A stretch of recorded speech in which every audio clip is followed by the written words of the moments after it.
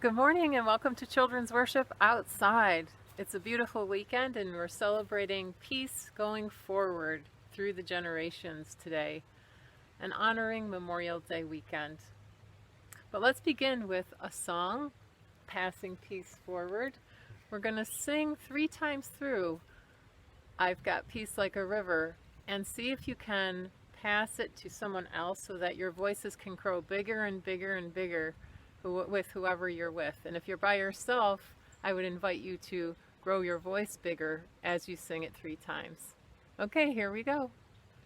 I've got peace like a river, I've got peace like a river, I've got peace like a river in my soul. I've got peace like a river, I've got peace like a river, I've got peace like a river in my soul. I've got peace like a river, I've got peace like a river, I've got peace like a river in my soul.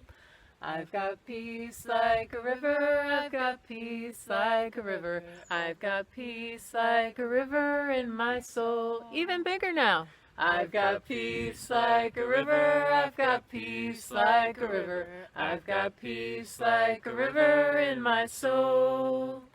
I've got peace like a river, I've got peace like a river, I've got peace like a river in my soul. Very nice. In honor of Memorial Day, I would like for us to take a moment and consider people in your lives that you've known or heard about who have suffered from violence, the violence of war, or really any kind of violence, and you could put their names in the chat.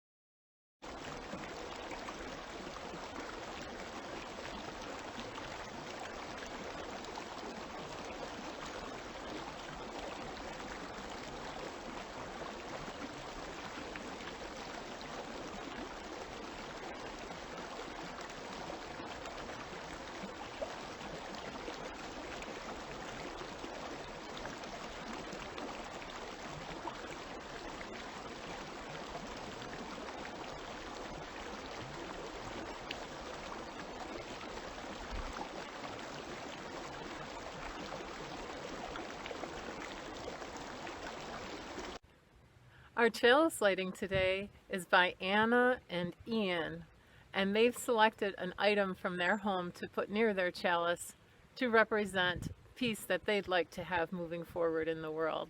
Here they are.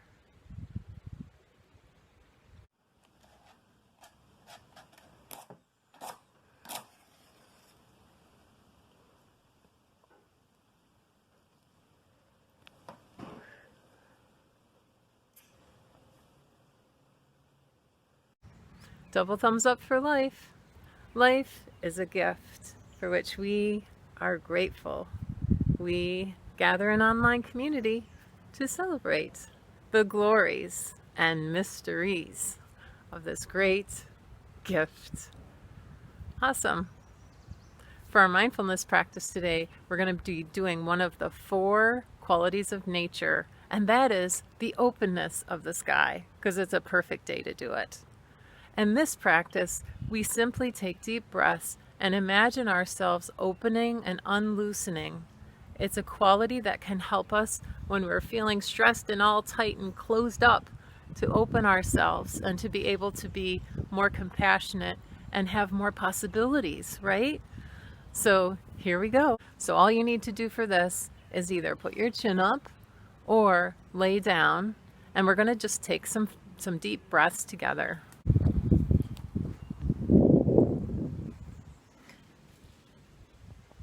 Breathing in and breathing out.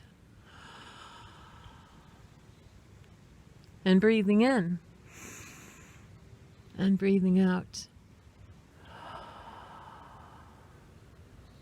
And breathing in and breathing out.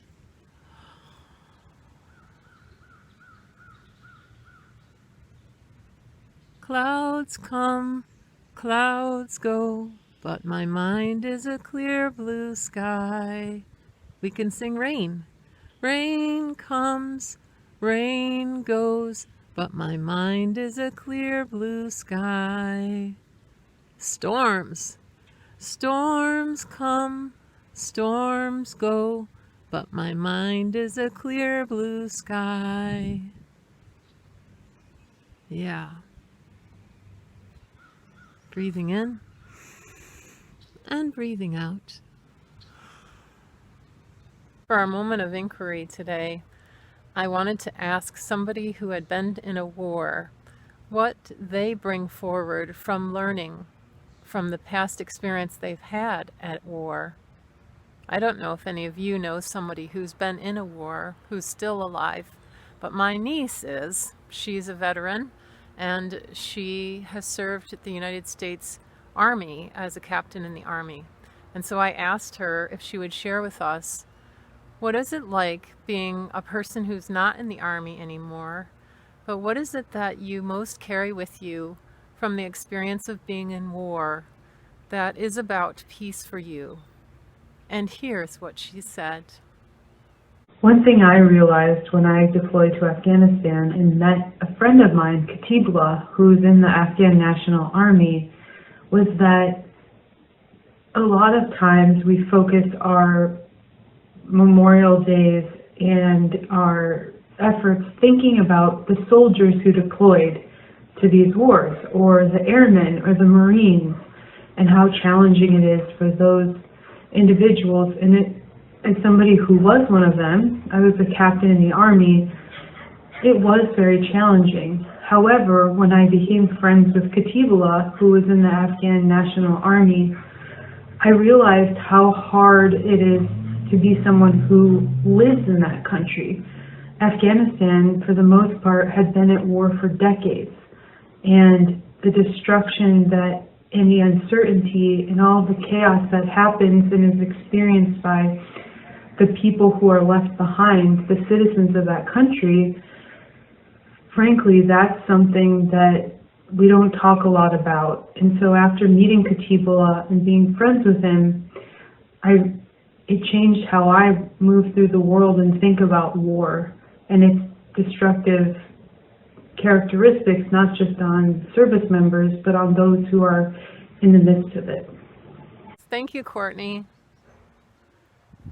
It makes me so aware that even for people who have served in wars, that there is this lasting knowledge and wisdom about the interdependence that we have, and that we can make decisions based on our experience moving forward to both honor people's sacrifices and to recognize the harm that's there, and to make decisions in our own life to choose peace every day.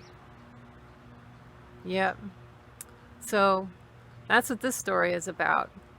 This is a Buddhist story called Replacing the Branch. Here it is. It involves the Buddha. And the Buddha had, unfortunately, been one day attacked by a bandit.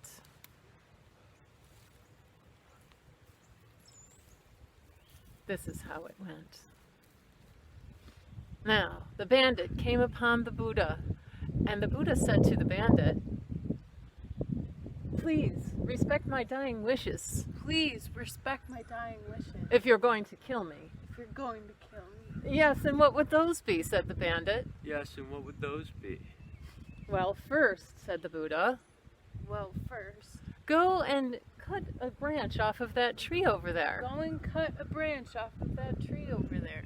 And so it was that the bandit did. With one strike of his sword, off it went, and he brought it back to the Buddha. "Now," said the Buddha, "go and put it back on the tree." Now, go and put it back on the tree. Ah! The bandit started to kind of laugh to himself. "Only a fool would think that I could put this back on the tree. Everyone knows you can't." Only a fool would believe I could put this back on a tree. Everyone knows you can't put branches back on. And the Buddha just kind of gave him a smile and said, "No, I believe that it is you who are foolish. No, I believe it is you who are foolish. You who believes that you can be mighty by wounding and destroying. You who believes that you can be mighty by destroying. That is foolish. That is foolish. The true might comes from those of us who heal, The true might comes from those of us who heal, and those of us who create life." and those of us who create life. And that is the end of the story.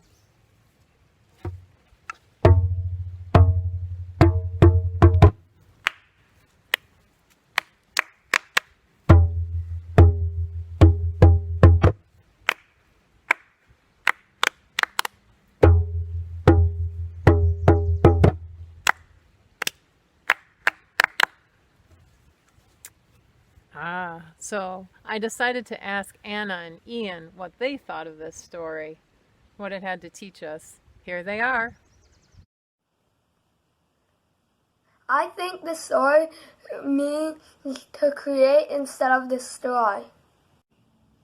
I think that this story means that good actions outshine bad actions, no matter how many there are in the world, and that good is more powerful than bad. Thank you both. They both speak to the principle that we have as Unitarian Universalists for promoting the goal of world community with peace, liberty, and justice for all.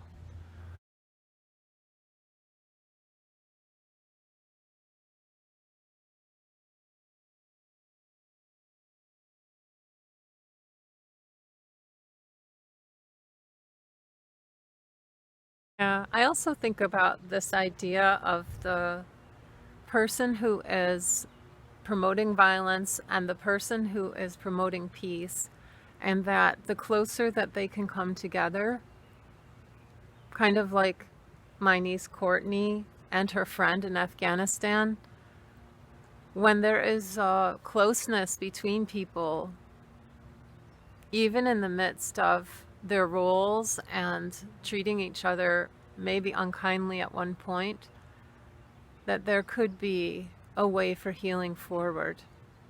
I believe that. I believe that when that gap gets closed between a person who's causing harm and the person who has been harmed, that there's more a chance for both people to move forward in peace.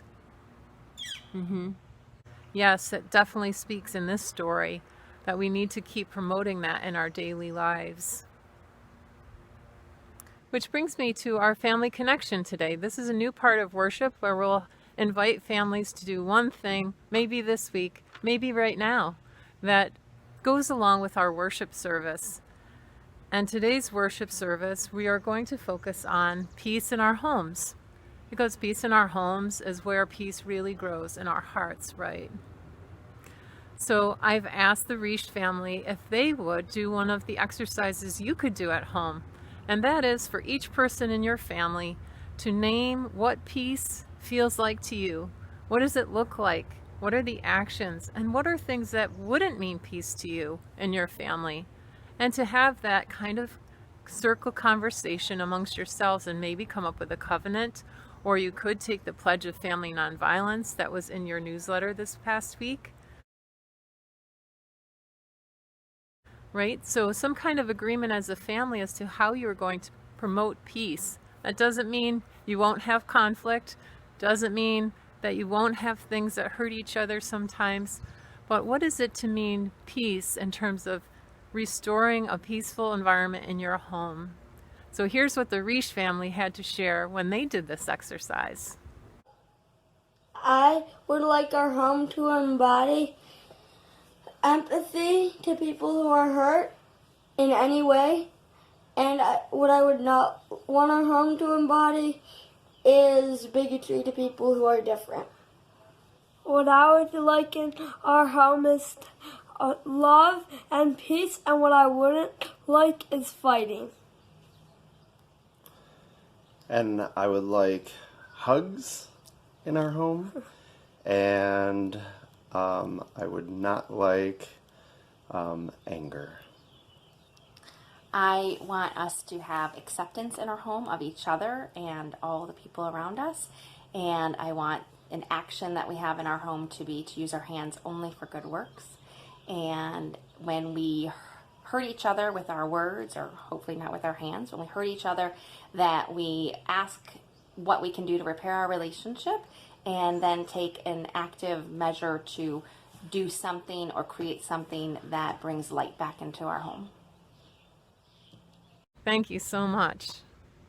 Another thing you could do is to just find things in your home that represent peace and put them at your family altar or around your family chalice or at your dinner table to remind you of the power of peace in your family and that your commitment is to that for each other and for yourselves. Yeah. So I'd like to close with a reading from Lao Tzu, and the Rish children are going to be doing that for us to close our worship today. Here they are. If there is to be peace in the world, there must be peace between nations. If there is to be peace in the nations, there must be peace in the cities. If there is to be peace in the cities, there must be peace between neighbors. If there is to be peace between neighbors, there must be peace in the home. If there is to be peace in the home, there must be peace in the heart. From Lao Tzu. I just so thank the Rish family for co-leading worship with me today and for sending their family's peace out into your home and your lives today. Much love from church. And may we recognize the sacrifices those have made for this peace and on this land that we walk upon. Love from church. See you next time.